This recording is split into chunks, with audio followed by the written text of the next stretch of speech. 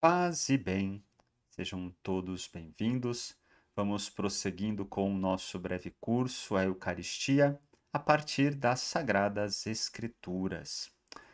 Bem, tendo até então buscado compreender toda a experiência do êxodo que Israel viveu e o estabelecimento da celebração da Páscoa, né, de uma aliança entre Deus e o povo, a caminhada no deserto, uma terra prometida e durante esta caminhada, né, toda a proposta da construção do templo e do estabelecimento do culto de Israel.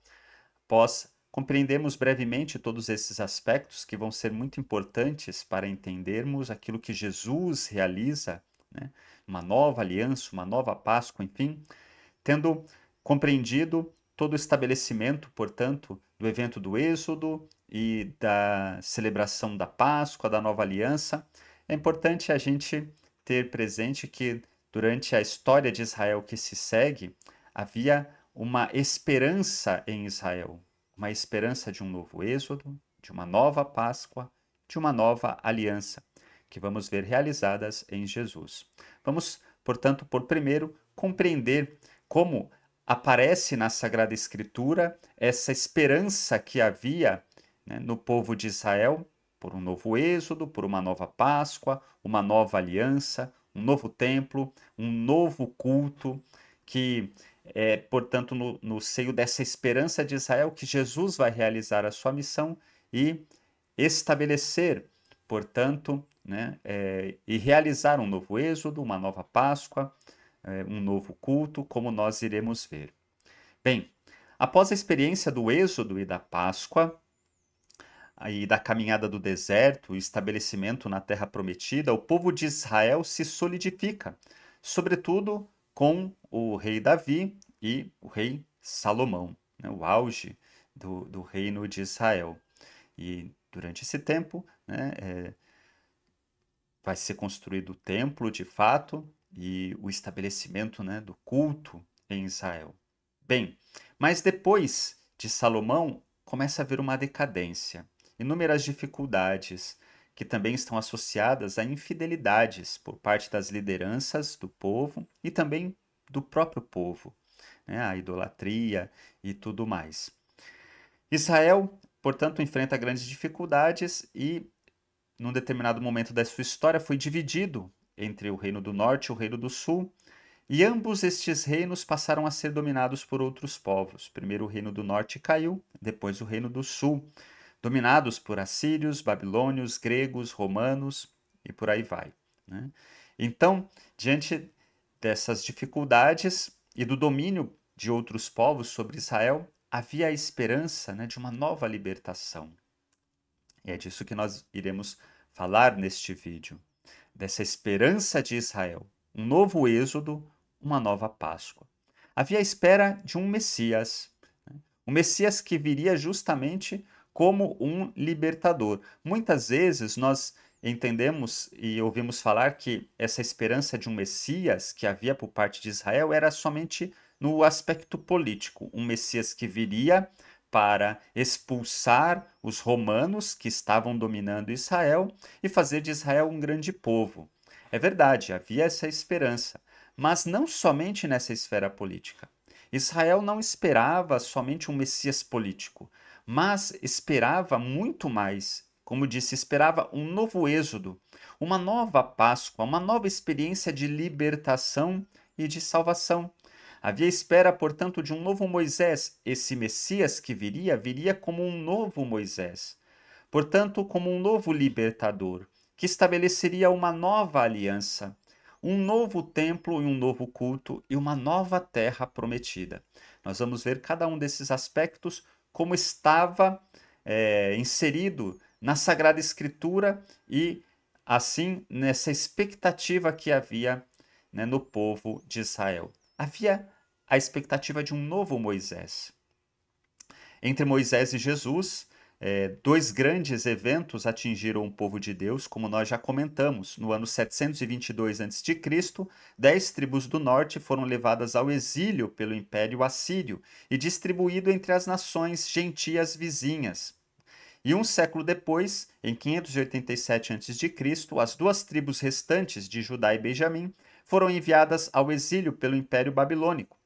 E desde então, Israel passa a viver sob o domínio de outros povos. No tempo de Jesus, quem dominava Israel era o Império Romano. Surgiu então, e havia já, a esperança de que Deus um dia enviaria um novo libertador, um novo Moisés. Essa promessa, na verdade, já se encontrava na própria Torá, né? Lá no livro do Deuteronômio, havia-se profetizado que as 12 tribos se rebelariam contra a lei de Deus e seriam expulsas da terra prometida. Assim diz o texto sagrado em Deuteronômio, capítulo 4, de 26 a 27. Certamente não tardareis em desaparecer da terra cuja possessão ides tomar agora, depois de atravessado o Jordão. Não prolongareis nela os vossos dias, mas sereis exterminados. O Senhor vos dispersará entre todos os povos, e restareis poucos entre as nações, para onde vos conduzir o Senhor. Então, o próprio texto sagrado fala do povo que seria disperso daquela terra. E aí nós lembramos do exílio que tanto o povo do norte quanto do sul enfrentou. E mais à frente, o livro do Deuteronômio, no capítulo 18, de 15 a 18, expressa o fato de que haveria um outro libertador. Então já havia essa profecia de um novo libertador. Assim diz o texto sagrado. O Senhor teu Deus te suscitará dentre os teus irmãos um profeta como eu. É Moisés dizendo da parte de Deus, que o próprio Deus suscitaria um profeta como ele, o próprio Moisés. É a ele que devereis ouvir. Foi o que tu mesmo pediste ao Senhor teu Deus em Horebe, quando lhe disseste no dia da assembleia: ó, não ouça eu mais a voz do Senhor meu Deus, nem torne a haver mais esse fogo ardente para que eu não morra. E bem o que disseram: eu lhe suscitarei um profeta como tu dentre teus irmãos, por-lhe-ei minhas palavras na boca, e ele lhes fará conhecer as minhas ordens. Então, o texto sagrado, no livro do Deuteronômio, já profetizava a vinda de um profeta como Moisés. Ora, Moisés, por excelência, foi o libertador, foi aquele que conduziu o povo nessa experiência de libertação, né, do Êxodo, instituindo a Páscoa, uma aliança com Deus. Então, havia, né, a profecia de um novo Moisés, que, portanto, também realizaria, como nós veremos, uma nova aliança, uma nova experiência de libertação.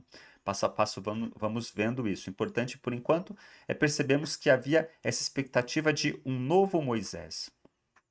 Na tradição judaica posterior, essas palavras de Deuteronômio foram interpretadas como profecia do Messias. Diz o Rabino Berequias, século 3 e 4 depois de Cristo. Esses textos da tradição judaica, que no entanto são textos do século 3 e 4, que remontam mais para trás, em expectativas que já haviam no próprio tempo de Jesus. O Rabino Berequias disse em nome do Rabino Isaac: assim como o primeiro redentor Moisés foi, assim o último redentor, o Messias, será. O que é afirmado sobre o último redentor? Moisés levou consigo a mulher e os filhos, ajudou-os a montar num jumento e voltou ao Egito. Moisés levava na mão a vara do poder divino. Então, esse texto da tradição rabínica, né, da tradição judaica, falava dessa vinda do Messias e que ele seria como Moisés. E aqui também associa, né, a questão do montar o jumento. Né?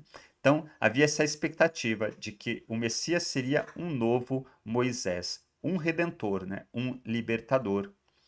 Diz outro texto da tradição judaica: de forma parecida acontecerá com o último redentor, como afirmado: dança de alegria, filha de Sião, dá vivas, filha de Jerusalém. Pois agora o teu rei está chegando justo e vitorioso. Ele é pobre e vem montado num jumento, num burrico filhote de jumenta. Dado que o antigo Redentor fez com que o maná fosse até eles, conforme é relatado, eu farei chover do céu pão para vós. Então o último Redentor fará com que o maná caia, conforme está escrito: no país haverá fartura de trigo ondulando sobre os altos dos montes. Então, esse texto da tradição judaica, né, falava desta vinda, né, de um novo Moisés, esse último redentor é um novo Moisés. Então, assim como Moisés também, né, montou no jumento e fez cair pão do céu, também esse novo redentor haveria de também montar o jumento e fazer cair pão do céu, né? E aqui, algo que já soa para nós, né, é semelhante a Jesus, né, que entrou em Jerusalém montado no jumento e também no capítulo 6 do Evangelho de João vai contrapor o maná que o povo comeu no deserto com o pão vivo que vem do céu. Isso falaremos mais adiante. Então, né, essa expectativa de um novo Moisés estava assentado tanto na Escritura, como nós vimos o texto de Deuteronômio que fala, né, de um profeta como Moisés que viria, como também na tradição judaica do tempo de Jesus. Havia também a expectativa de uma nova aliança, pois de fato, Moisés foi aquele que estabeleceu entre Deus e o povo uma aliança. Falamos disso nos vídeos anteriores. Portanto, esse novo Moisés que viria como Messias também estabeleceria uma nova aliança. Essa esperança de uma nova aliança também está presente na Escritura. Bem, antes é importante a gente compreender que o principal motivo para o êxodo era que Israel pudesse adorar a Deus livremente.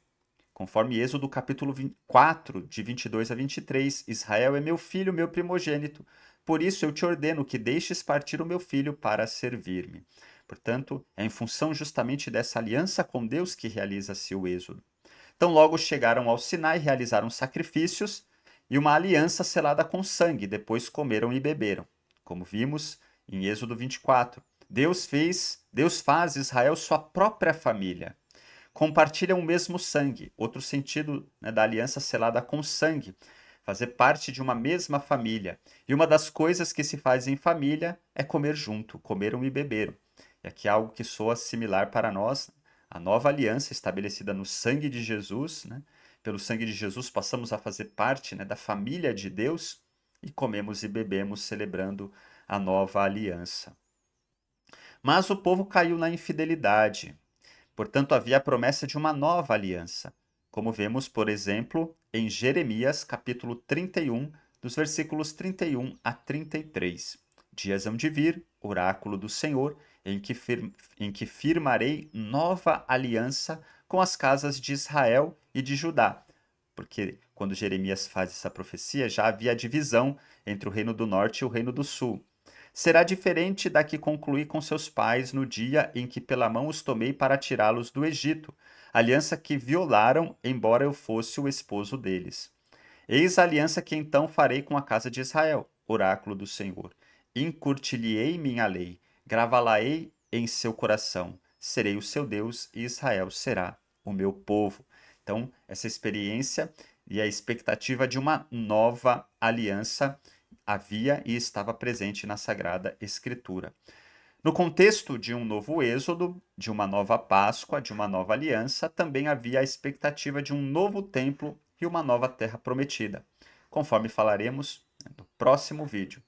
Então, por hora é importante compreender que havia essa esperança de Israel, de um novo Moisés, né, de uma nova aliança e esperanças essas que vão ser realizadas em Jesus. Mas antes, né, de entrarmos e falarmos do modo como Jesus realiza essa esperança de um novo Moisés, de uma nova aliança, também é importante lembrarmos que havia expectativa de um novo templo e de uma nova terra prometida.